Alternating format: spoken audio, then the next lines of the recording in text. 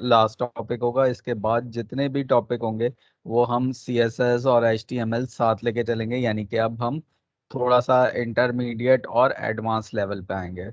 तो मैं इस फाइल को न्यू करता हूँ और Ctrl+S सेव कर देता हूँ।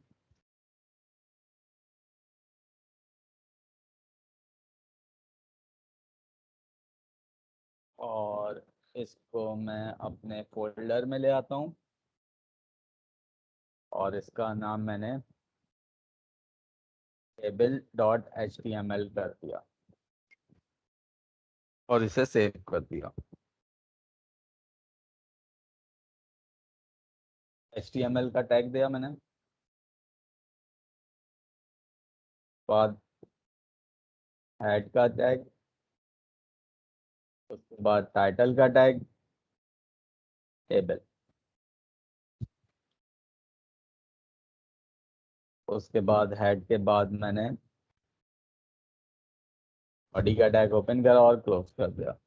HTML में जो टेबल है वो बिल्कुल उसकी डेफिनेशन वही है जो किसी भी टेक्स्ट एडिटर लाइक वर्ड में होती है, कि ऐसी चीज जिसके अंदर एक से ज्यादा रोज और कॉलम हो वो टेबल कहलाता है। तो जैसे मैंने ये H2 कर दिया और इसको सेंटर भी कर दिया और इसमें लिख दिया, जैसे एग्जाम्पल मैं एक छोटा सा टाइम टेबल बना देता हूँ।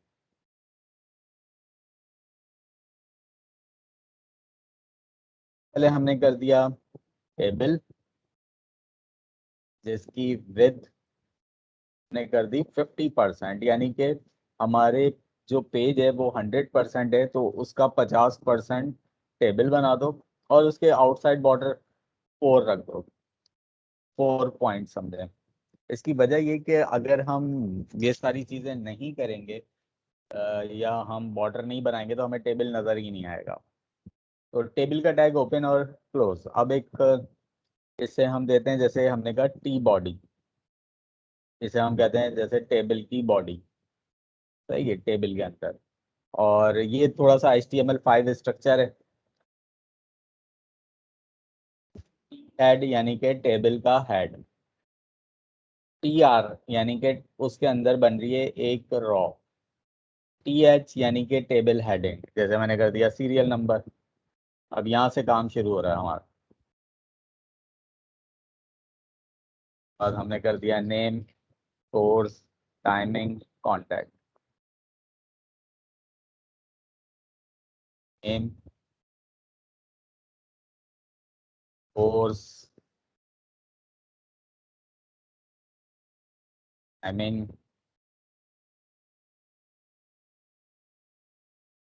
और कॉन्टैक्ट नंबर। तो HTML5 में स्ट्रक्चर है, यहाँ पे हम इसको टी है, T body, T body table, ये टेबल बॉडी में टेबल हेडर बनेगा, फिर उसमें एक रॉ बनेगी, फिर टेबल की हेडिंग बनेगी। अब जरा मैं इसको इतना रन करके दिखाता हूँ आपको पहले। तो हम डेस्कटॉप पे, बल्कि डायरेक्ट हम HTML इसमें आ जाते हैं और टेबल फाइल डॉट HTML को मैं इसे रन कर लेता हूँ। Open with Google Chrome.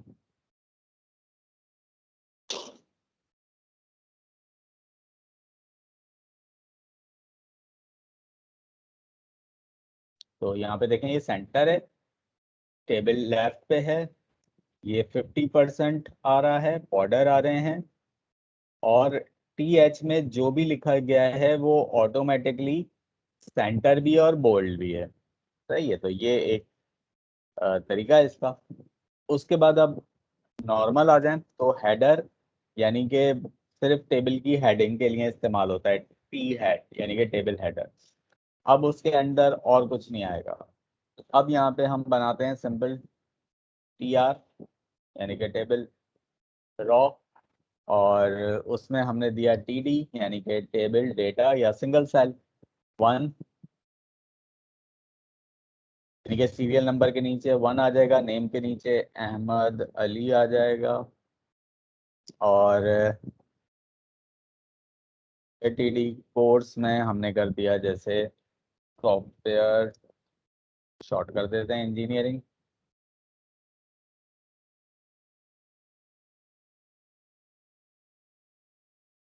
और फिर TD table data cell, timing हमने कर दिया 12 to 1, और कॉन्टैक्ट नंबर हमने कुछ भी दे दिया। कंट्रोल एज सेव करा। आप जरा देखते हैं इसको, रीलोड। तो देखें ये सिंपल अलाइन लेफ्ट है। इंग्लिश स्टैंडर्ड के मुताबिक हर चीज़ अलाइन लेफ्ट होती है, तो हमने इसको भी अलाइन लेफ्ट ही रखा हुआ है, और इसे लेफ्ट ही होना चाहिए। मतलब हमने एक हेडिंग की वजह से उसे सेंटर में कर दिया था हेडिंग को, क्योंकि TH के टैग में जो भी कुछ आता है वो मैंने जैसे कहा कि वो ऑटोमेटिकली सेंटर अलाइन होता है। चलें आगे चलते हैं। तो अगर कोई कहे कि नहीं, मुझे अपने जो डेटा सेल है इसको भी सेंटर में करना है, तो फिर एक आसान सा काम करें। एक मुश्किल तरीका होता है कि हर चीज़ से पहले सेंटर का टैग ओपन करें और उसके बाद सेंटर का टैग क्लोज कर दें। पर हम एक आसान काम करते हैं कि जिस रॉ में ये कॉलम बने उस रॉ को ही TR अलाइन कर देते हैं सेंटर, कंट्रोल एस। तो ये सेंटर में हो गए। अब मैं इसको ज़रा रीलोड करता हूँ। तो ये देखें, तो रॉ में बनने वाले तमाम सेल खुद ही ऑटोमेटिकली सेंटर में होगा। अब अगर कोई कहता है टेबल भी सेंटर में कर दें, तो टेबल भी सेंटर में किया जा सकता है, और बहुत आसान तरीके से। जहाँ पे हमने इसकी प्रॉपर्टी दी है बॉर्डर, वहीं पे हम अलाइन भी यूज़ कर लेते हैं सेंटर। तो ये टेबल भी सेंटर में हो जाएगा। इसी तरीके से एक रिकॉर्ड और ऐड करके देख लेते हैं। फिर रॉ ख़त्म हो गई, फिर एक और रॉ बनेगी। उस रॉ में फिर एक और सेल बनेगा जिसका सीरियल नंबर 2 होगा। फिर एक और नेम आएगा जिसका नाम होगा कामरान हसन, और उसमें फिर एक और कॉलम बनेगा जिसमें उसका कोर्स होगा TIT। फिर एक आ जाएगा टेबल, उसमें टाइम, जैसे एग्जांपल 3 to 5 कर दिया मैंने। फिर एक कॉलम बनाया है TD, और उसमें कॉन्टेक्ट नंबर मैंने कुछ भी दे दिया, कंट्रोल एस सेव। तो हर रॉ में जब कॉलम पूरे हो जाएं तो उसके बाद रॉ क्लोज होके फिर एक न्यू रॉ क्रिएट होती है। सेव करें और रीलोड कर दें, तो ये देखें ये आ रहा है। पर इसमें भी हम एक काम कर लेते हैं, हम इस रॉ को भी, बल्कि अब बनने वाली तमाम रॉ को हमने अलाइन सेंटर ही रखना है।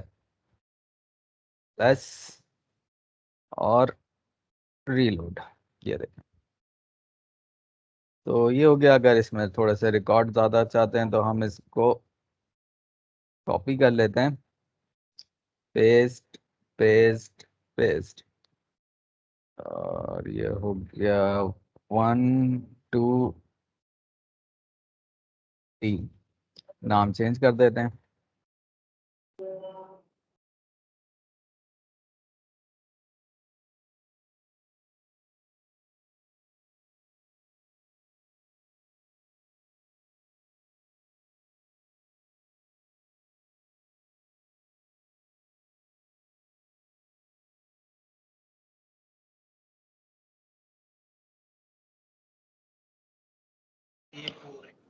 सर सीरियल नंबर 4 है इसका।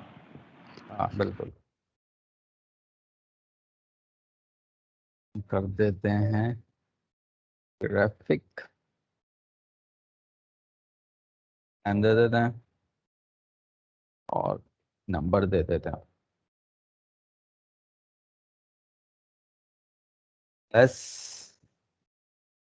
इसको भी इसी तरीके से कर लें 5।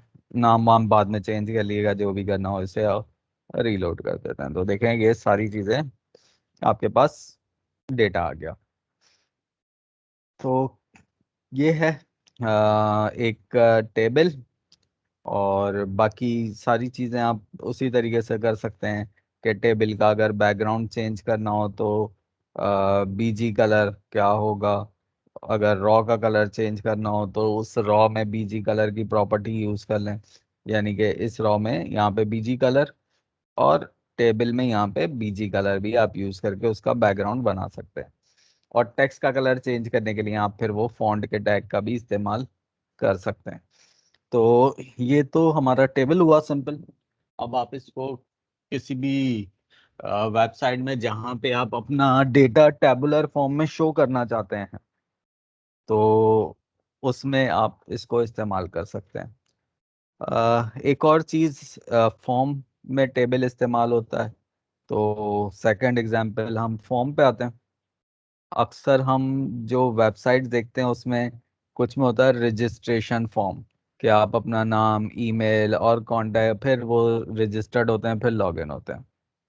तो एक फाइल बना देता हूँ मैं, form.html को भी टैग देते हैं, add title,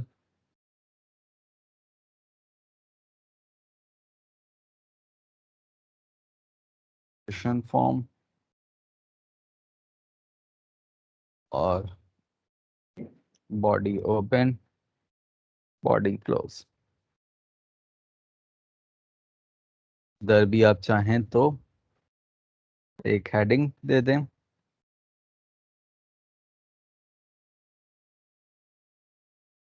registration form, form का टैग ही लगा दिया उसमें, कंट्रोल एस। सही। अब हम फॉर्म बनाते हैं, और फॉर्म को बहुत ऑर्गेनाइज तरीके से, मतलब बड़ा ही साफ सुथरा सा हो, स्टाइलिंग नहीं होगी अभी, मतलब कलरफुल और अट्रैक्टिव नहीं होगा, पर हाँ, उसको हम जितना अच्छा बना सकते हैं वो हम बनाएंगे। तो सबसे पहले हम लगाते हैं फॉर्म का टैग, जिसका मेथड होगा पोस्ट। यानी कि हमारे पास फॉर्म क्या करेगा, इसके अंदर जो भी कुछ लिखा जाएगा वो पोस्ट कर देगा, बिल्कुल उसी तरीके से जैसे अगर मैं यहाँ से और किसी और कंट्री में कोई डॉक्यूमेंट, कोई पार्सल भेजना चाहता हूँ, तो मुझे कोरियर सर्विसेज का इस्तेमाल करना पड़ता है।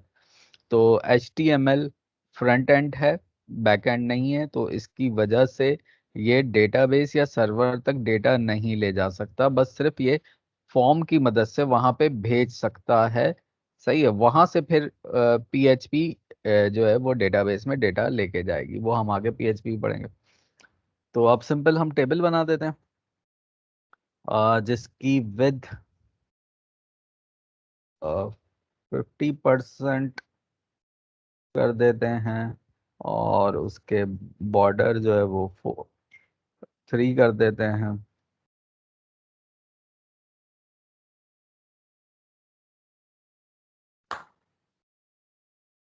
कंट्रोल एस, और हमने टेबल रॉ क्रिएट करी, और TD एक डेटा सेल बनाया।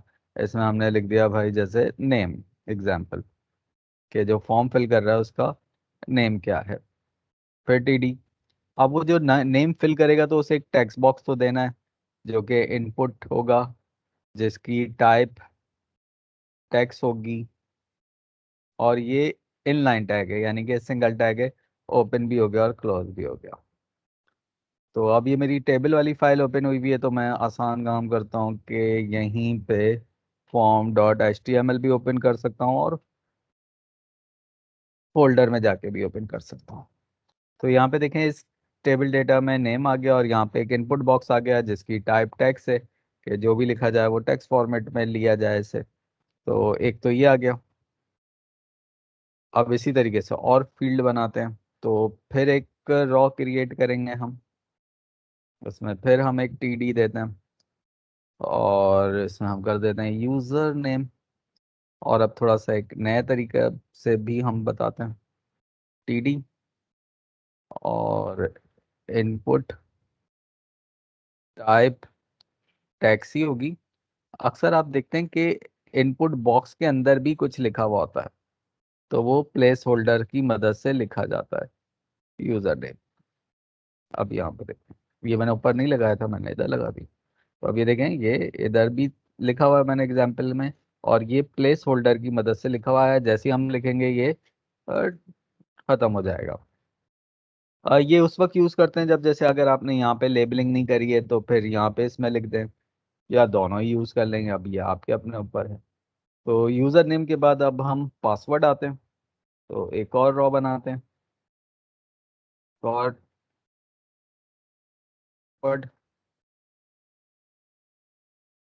और इनपुट टाइप, अभी जरा देखें मैं टैक्स ही रखता हूँ, और अगर प्लेस होल्डर यूज करना है तो वो भी यूज कर सकते हैं, ये तो उसमें लिखा हुआ आ जाएगा। कंट्रोल एस सेव कर दिया, सेव करने के बाद मैंने इसको रीलोड कर दिया, तो यहाँ पे ये पासवर्ड, पर पासवर्ड क्या हो रहा है, शो हो गया। पासवर्ड शो नहीं होना चाहिए, तो हमने टेक्स्ट टाइप रखी हुई है, इस टेक्स्ट टाइप को अगर हम पासवर्ड कर देते हैं तो हमारा जो ब्राउजर है वो ऑटोमेटिकली उस डेटा को इनकरप्ट कर देता है, यानी कि वो रीडेबल नहीं रहता। ठीक है, तो ये सिर्फ पासवर्ड की टाइप लिखने से हुआ है पूरा। तो पासवर्ड हो गया, अच्छा सर, पासवर्ड। जैसे इसमें अक्सर हम लोग जब फॉर्म्स फिल करते हैं तो इसमें एक ऑप्शन आता है शो पासवर्ड का। अगर आपने पासवर्ड शो करके देखना है तो वो कैसे बिल्कुल, टेक्स्ट वो से? बहुत सारी चीज़ें HTML में नहीं हैं। उसके लिए हमें फर्दर स्क्रिप्ट्स लगाने होते हैं, जैसे शो पासवर्ड हो या हाइड पासवर्ड हो या और ऐसी कुछ और चीज़ें। तो उसके लिए हमें स्क्रिप्ट्स का इंतज़ार करना पड़ेगा, वो सिंपल HTML में नहीं है। अच्छा, यूज़र नेम हो गया और पासवर्ड हो गया, और अगर हम चाहें कि भाई वो एक होता है ना रिकवरी ईमेल एड्रेस भी दिया जाता है, तो उसके लिए, और ये ऑटो वैलिड होता है, इनपुट टाइप ईमेल, मतलब अगर आप किसी भी चीज़ की टाइप ईमेल कर देते हैं हम, तो वो उस वक्त तक नहीं सबमिट होने देगा फॉर्म को जब तक कि आप प्रॉपर ईमेल एड्रेस नहीं लिखेंगे। मतलब आप ABC लिख के नहीं सबमिट कर सकते जब तक abc@yahoo.com या जो भी डोमेन हो आपका। तो सर आजकल ईमेल के साथ एक ऑप्शन एक्स्ट्रा ऐड करते हैं ना, दो ऑप्शन देते हैं, एक मोबाइल का भी देता है। हाँ, आप कांटेक्ट नंबर भी दे सकते हैं, और TR बनाते हैं, TD बनाते हैं, और जैसा हमने कहा मोबाइल नंबर। और अगर HTML में वैलिडेट करना हो, मतलब ईमेल की टाइप तो ऑटो वैलिडेट है, तो मैंने इसको रखा इनपुट टाइप फोन नंबर, या टैल कर दें इसे, और प्लेस होल्डर मोबाइल नंबर, और मैं चाहता हूँ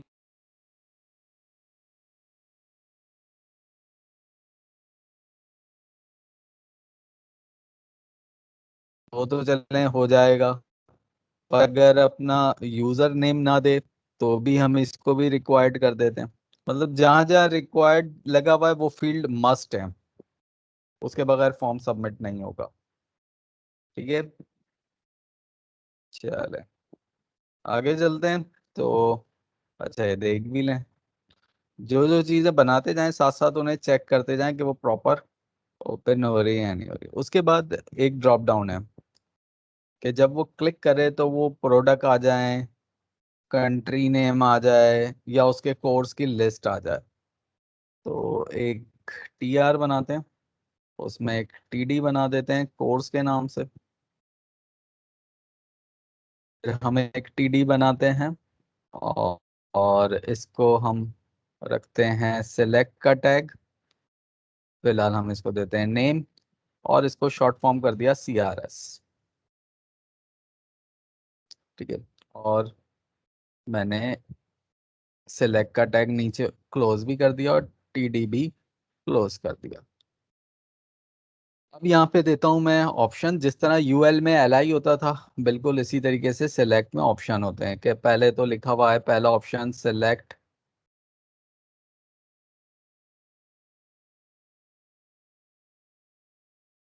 उसके बाद मैं ऑप्शन लिस्ट को कॉपी कर लेता हूँ, पेस्ट पेस्ट पेस्ट पेस्ट। जैसे कोर्स दे देता हूँ मैं कोई भी, DIT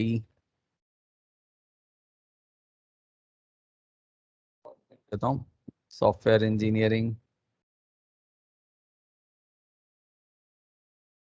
development,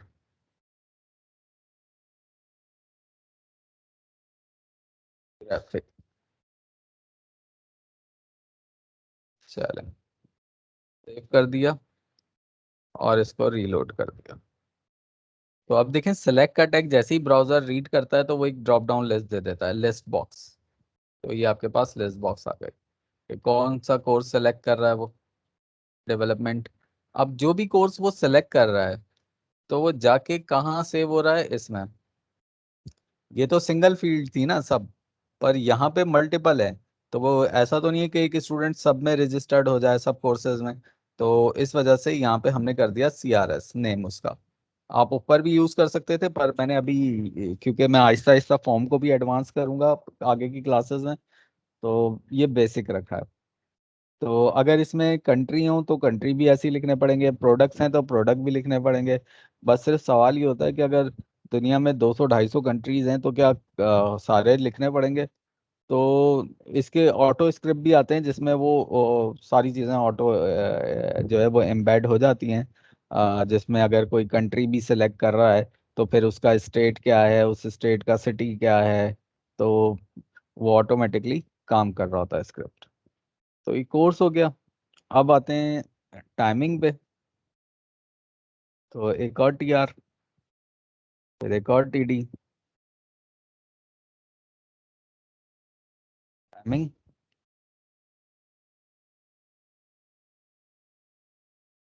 TD, input, type, radio. और इसको जैसे कर देता हूँ, मैं 3 टाइम दे रहा हूँ, 11 to 12, एक ही TD में। सेकेंड ये, सेकेंड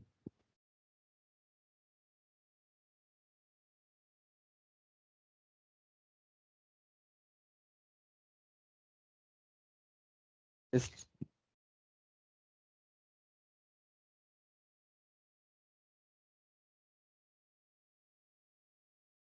1 to 2 कर दिया, और 3 to 4 कर दिया एग्जाम्पल।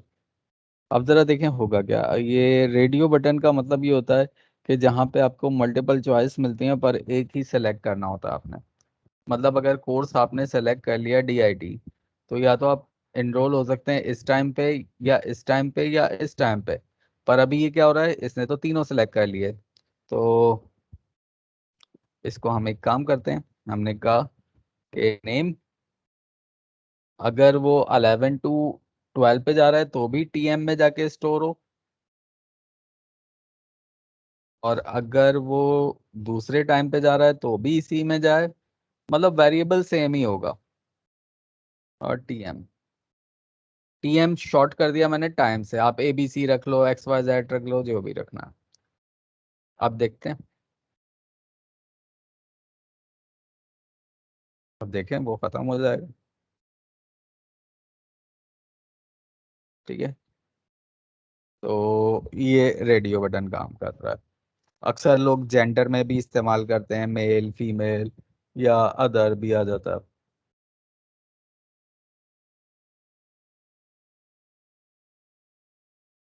तो TR और TD और TD ओपन और TD क्लोज, और टेबल ड्रॉ, टेबल डेटा,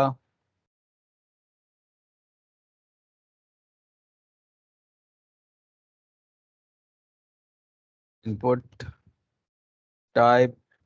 अच्छा, पहले तो मैं वो दे दूं हेडिंग। तो मैंने जैसे दे दिया इसे सब्सक्रिप्शन, चेक बॉक्स बनाना चाह रहा हूँ।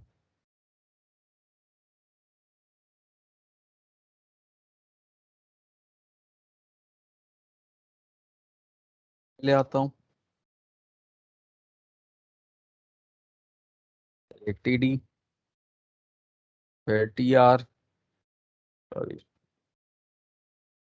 ई होगा और इनपुट टाइप होगा इनपुट टाइप चेकबॉक्स। और फिलहाल अभी मैंने इसको भी कर दिया नेम। अब जैसे न्यूज़ है तो वो जाके न्यूज़ में स्टोर हो।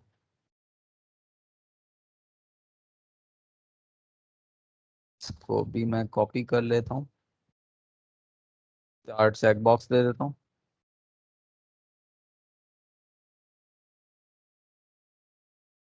मूवीज जी और जरा देखें। अब यहाँ पे मैंने कहा मूवीज का जो अगर कोई चेक लगाता है तो वो मूवीज में जाए। टेक्नोलॉजी का कोई चेक लगाता है तो टेक्नोलॉजी में जाए। और बिजनेस पे कोई चेक लगाता है तो उसका डेटा बिजनेस में स्टोर हो जाए या सेव हो जाए। न्यू समझे, आसान। तो रीलोड करते हैं तो देखें रेडियो बटन या ऑप्शन बटन एक होता है, जबकि चेक बॉक्स हमने कहा ये भी चाहिए, ये भी चाहिए और ये भी चाहिए। तो चेक बॉक्स हो गया। उसके साथ हमें एक छोटा सा होता है जैसे अटैचमेंट फील्ड चाहिए कि अगर वो कोई फाइल अटैच कराना चाहे या कोई पिक्चर अटैच कराना चाहे। यार TD attachment TD input type simple बस फाइल और कुछ नहीं है। तो देखें ये आपके अटैचमेंट फील्ड बन गई। चूज फाइल जैसे ही आप क्लिक करेंगे तो आपके पास एक्सप्लोरर ओपन हो जाएगा।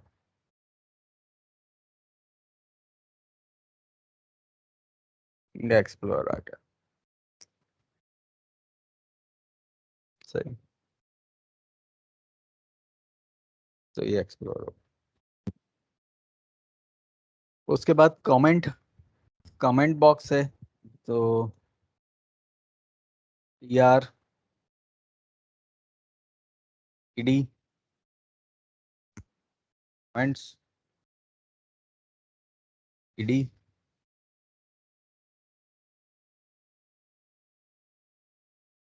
टेक्स्ट एरिया ओपन और क्लोज।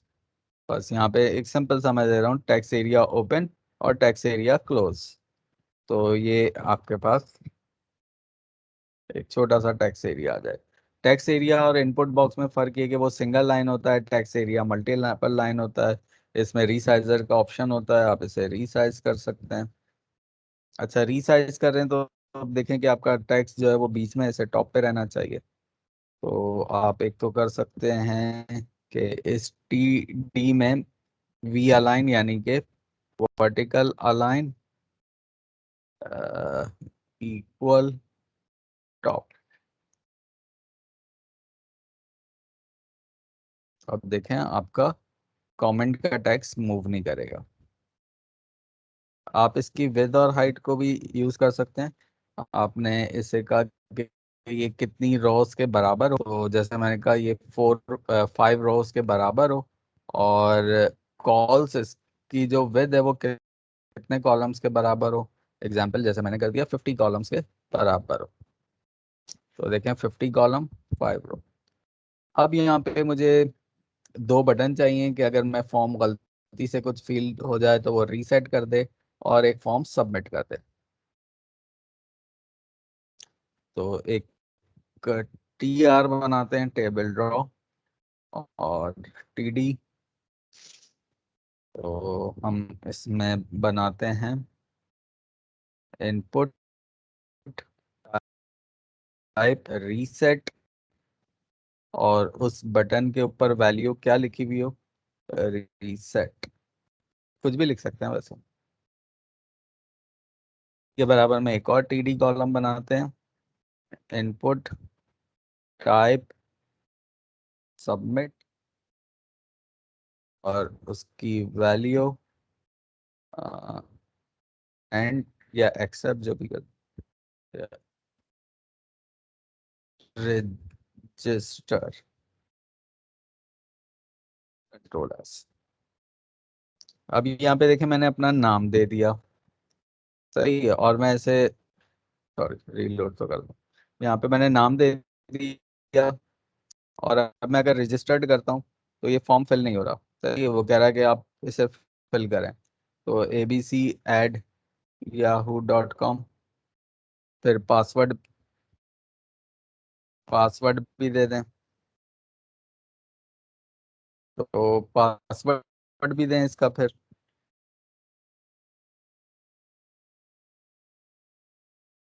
तो सारी फील्ड को फिल करें, इसको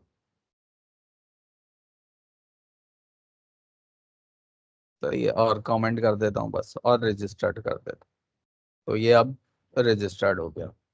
अब ये रजिस्टर्ड होके कहाँ गया, अभी हम इस बहस में नहीं पढ़ते, क्योंकि इसके लिए फिर हमें डायनेमिक वेबसाइट पे जाना पड़ेगा कि इस फॉर्म से डेटा पीएचपी में जाएगा, पीएचपी फिर वो डेटा डेटाबेस में लेके जाएगी।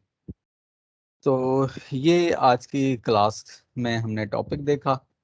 कल हम थोड़ा सा इसको और एडवांस